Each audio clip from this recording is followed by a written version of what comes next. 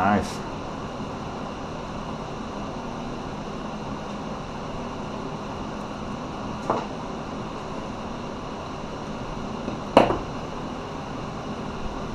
Last one and we'll move on.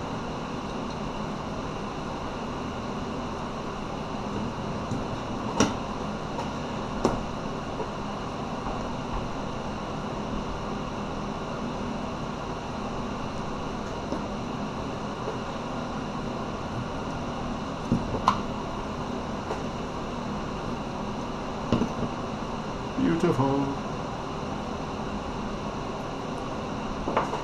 Now, again, just another thing that I did. And I'll show you really cool tricks with this later on another video. Worm mold, worm weights, basically. Like the ones at the store, they're pretty cool. These I love even more. I'll show y'all later why. But for right now, I don't like to keep any of the lead inside here. This, pretty much what I was doing here was just for video purposes, so I'm just gonna pour this out, but this is how I like to do them.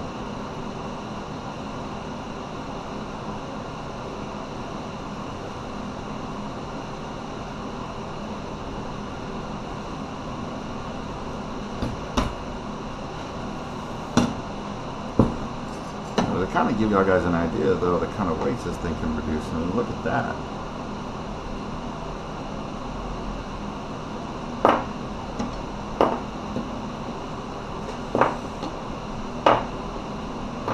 Basically, I'm just pouring it in here so that way it makes it easier when I start melting them again when I want to do some more molds.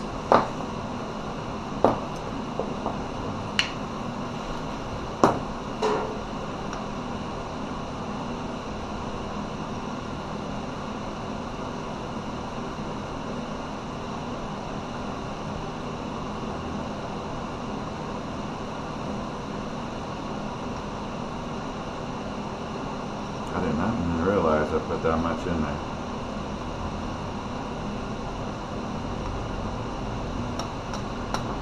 Go!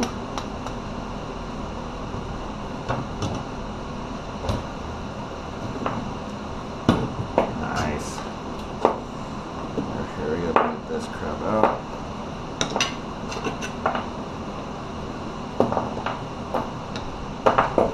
This thing's about 100 degrees.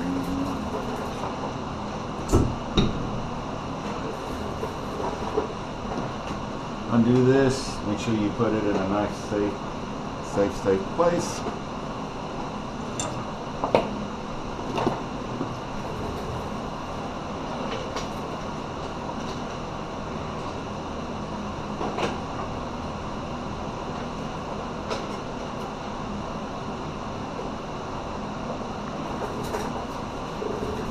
And now we're back to the regularly scheduled program.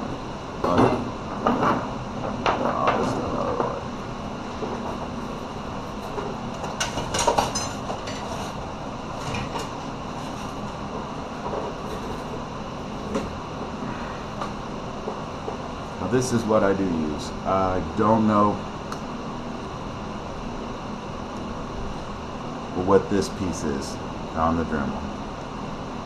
It's like a little sanding buffing wheel. I've had this here forever now, and it's just an outstanding tool for this specific deal. Now this one, I will say that I do recommend wearing eyeglasses, and that's what I was just talking about, yeah.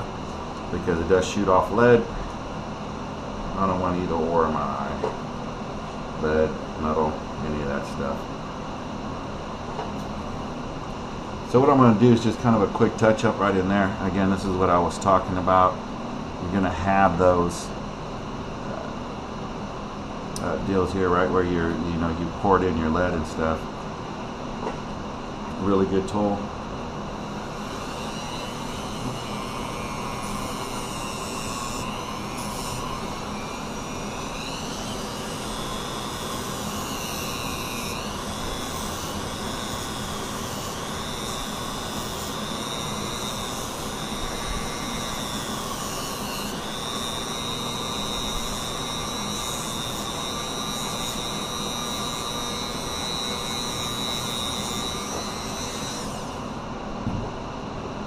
Gone. Look at that. It is smooth. Now here's where you can make some adjustments. This little guy right here, I'm gonna move the camera. Hold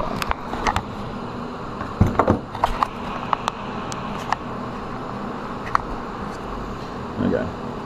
So, you know, Arky style jig made to go through the grass and everything.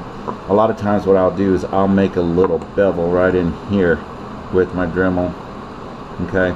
And what that does, especially now during the, you know, it's starting to get colder and stuff, what that does is the weeds start dying down and everything, and it'll just kind of keep it there to where I can move it where it's not just moving so swiftly on the ground like so. It'll end up kind of giving it that nice pull, and which it kind of does also. But you know, when it's really, really cold, or you know, as the weather's starting to drop a little, it kind of just like it rocked a little. And I also have a football flathead football jigs. It also are great for that too, but you can also do the same thing with that. So again, it's just a recommendation. You don't have to do it, but that's just one of the things that I like to do. I also talked about feeding in the weed guards.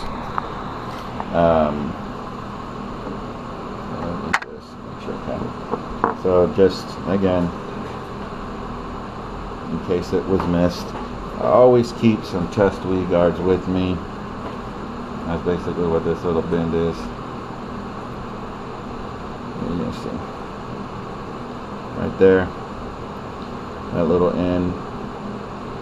Very picky. Now I'm gonna show y'all. Watch it prove me completely wrong, but I'm going just to take this straight out. Take it straight out. Just stick the weed guard straight in, and it won't go in all the way, and then it flares. Look at that flare all the way around. See that weed guard, how it's just kind of flat? It's flared to me, see?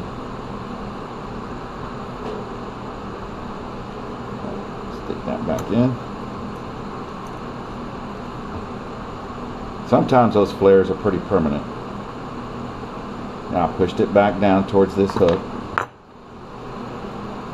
Hopefully that flare isn't permanent, and I'm going to grab it, stick it right back in there. Now, I'll take a look at that. See? Again, just some tips. Like I said, you know, you can see now that's better. That's what I'm looking for in a weed guard whenever I'm looking at it here. So now what I normally do, before I do all this stuff here, this weed guard goes right back in.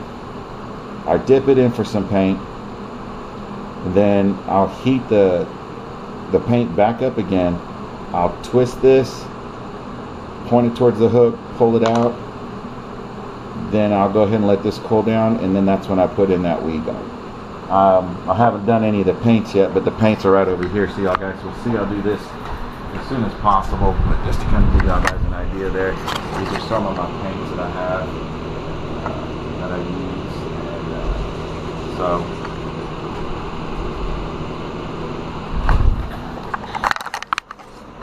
So anyways, on the next coming up videos, I'm going to go ahead and show the painting part, some of the things I do there with some brushes as well. If you guys have any questions in regards to the Do It molds or anything like that, please comment. Leave some comments there, and I do respond to all my comments. So if you have any other additional questions, please let me know. I have a ton of molds, like I said, but I normally try to get the multi-purpose molds, the molds that I can use for several, throughout the year or most of the year. So again, please let me know if you have any questions. I hope y'all guys like the videos, and please share them. Bye.